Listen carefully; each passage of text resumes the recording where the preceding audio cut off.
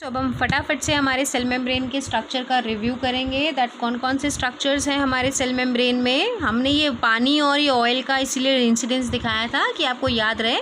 That is an aqueous environment and there is a core which is the core of your cell membrane, जो क्या है हमारा fatty acid से generate किया हुआ जो लिपिड सॉल्यूबल कंपोनेंट है। उसके बाद में हमने आपको दिखाया कि किस तरह से सेल मेम्ब्रेन का अल्ट्रा स्ट्रक्चर क्या है। नेवर से दिस थिंग कि सेल मेम्ब्रेन सबसे इंपॉर्टेंट फंक्शन है सेल मेम्ब्रेन का बाहर के एक्वस इन्वायरमेंट को सेल के अंदर के एक्वस इन्वायरमेंट से अलग अलग करके रखना। कभी प्लीज़ मत कहना कि सेल मेम्ब्रेन बाहर के पानी को सेल के अंदर के पानी को सेपरेट करके रखता है। प्लीज़ ये गवारों वाली लैंग्वेज मत यूज़ करना। एक्स्ट्रा सेल्यूलर फ्लूइड में सिर्फ वाटर नहीं होता है, it contain multiple other components as well. Cytoplasm सिर्फ पानी से नहीं बना है, साफ साफ लिखा है यार, फ्लूइड है। फ्लूइड को पानी बोलने की क्या ज़रूरत है।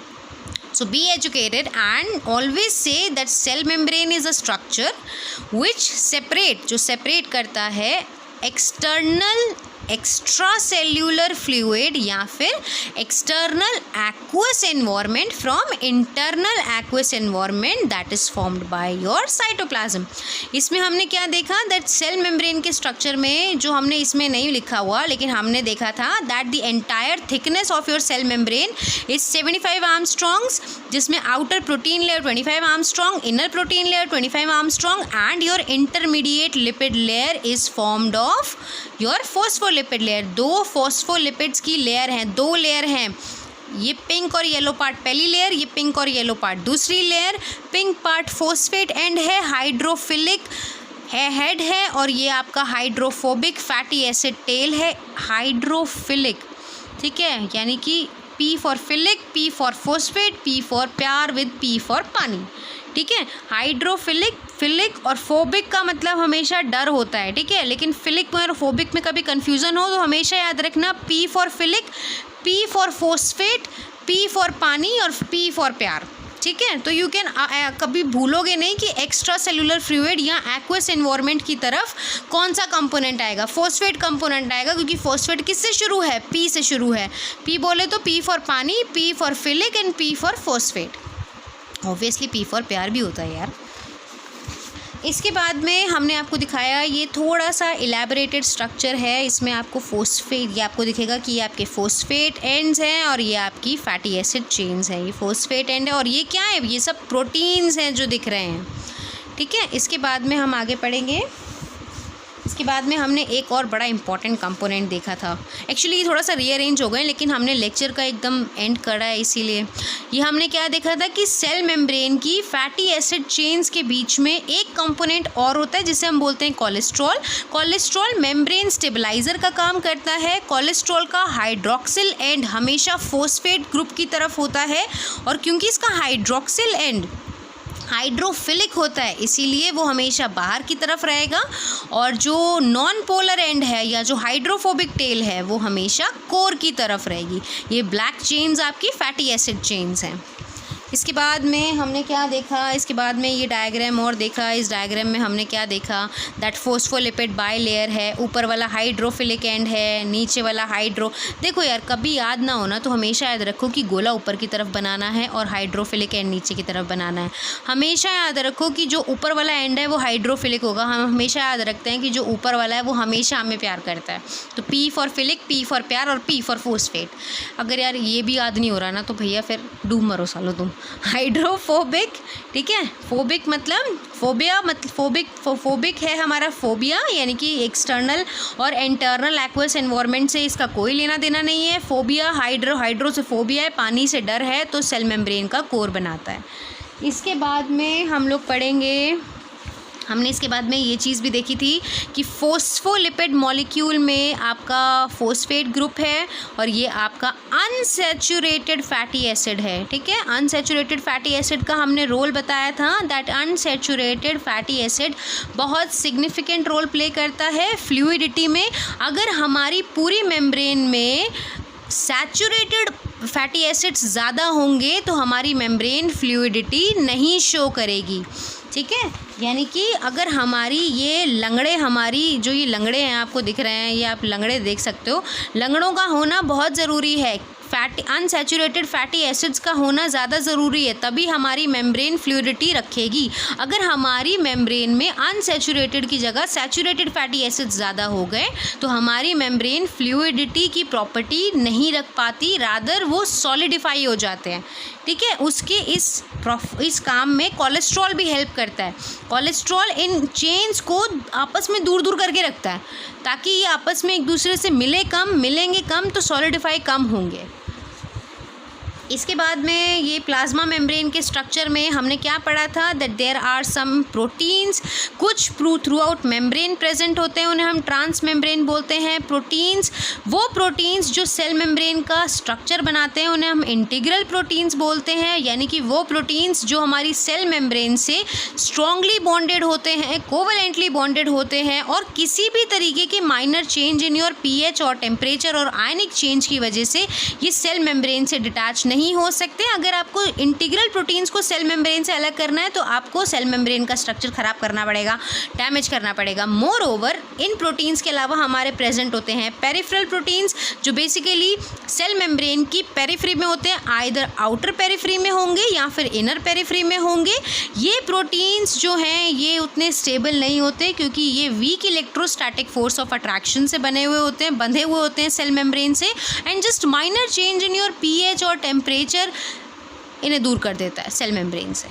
ठीक है, उसके बाद में हमने क्या पढ़ा, उसके बाद में हमने पढ़ा दैट अगर हम इसमें दिखाएं, these are your transmembrane proteins, ये आपको कोलेस्ट्रॉल मॉलिक्यूल्स, येलो वाले जो हैं, येलो वाले जो मॉलिक्यूल्स हैं ये आपके कोलेस्ट्रॉल मॉलिक्यूल्स हैं। और ट्रांस मेम्ब्रेन मतलब थ्रू आउट द मेम्ब्रेन जो प्रेजेंट है, और ये है हमारे चैनल प्रोटीन, यानी कि हमारे लैब असिस्टेंट वाले भैया जो एक्चुअली हमें पोर बना के देते हैं कि भैया ठीक है अगर सर नहीं जाने दे रहे तो मैं तुम्हारे लिए कोई रास्ता बताता हूँ लैब के अंदर जाने का। बेसिकली वो प्रोटीन्स जो एक चैनल बनाते हैं, ये चैनल जब हमारा वाटर फिल्ड होता है तो जितने भी हमारे वाटर सॉल्यूबल कंपोनेंट सेल के बाहर से अंदर या अंदर के बाहर जाना चाहते हैं वो इस पैसेज के थ्रू जा पाते हैं, इसलिए हम इन्हें चैनल प्रोटीन्स बोलते हैं।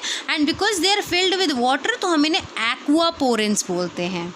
ओके, आफ्टर एक्वापोरेंस आपको ये देख रहा है कि सरफेस प्रोटीन्स हमारे इंटीग्रल प्रोटीन्स नहीं है, ये हमारे सरफेस प्रोटीन्स या हमारे पेरिफेरल प्रोटीन्स होंगे, और ये हमारा चैनल प्रोटीन है, ये ट्रांस मेम्ब्रेन प्रोटीन है। ट्रांस मेम्ब्रेन मतलब through out the membrane present है, इंटीग्रल प्रोटीन है ये हमारा। ओके, आफ्टर दिस ये आपको मैं एक्वापोरेन का स्ट्रक्चर दिखा रही हूँ, किस तरह से आपको दिख रहा है कि वाटर मॉलिक्यूल्स जो हैं जो इस मेम्ब्रेन के पैसेज से नहीं जा पा रहे थे, lipid core of the cell membrane is made up of lipid, ये वाटर मॉलिक्यूल्स यहाँ से नहीं जा सकते तो ये बेचारे यहाँ से एक्वापोरेन से होते हुए जाएंगे, लेकिन जाएंगे तो सही, हम भी मार ढीठ है।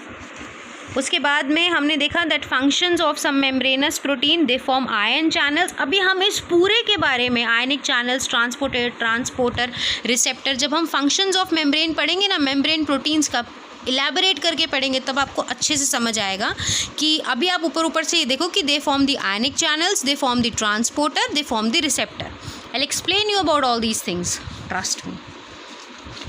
फिर हमने देखे थे दैट यहाँ है हमारे पास कुछ कैरियर प्रोटीन्स वो वाले लैब वाले भैया हैं जो इनको हम रिक्वेस्ट करते हैं कि प्लीज़ आप बाकी बच्चों की फ़ाइल में हमारी फ़ाइल भी रख के आ जाओ। सर ने तो हमारा असाइनमेंट सबमिट नहीं करा बट एग्ज़ाम के लिए ज़रूरी है तो प्लीज़ आप हमारा असाइनमेंट अंदर रखाओ।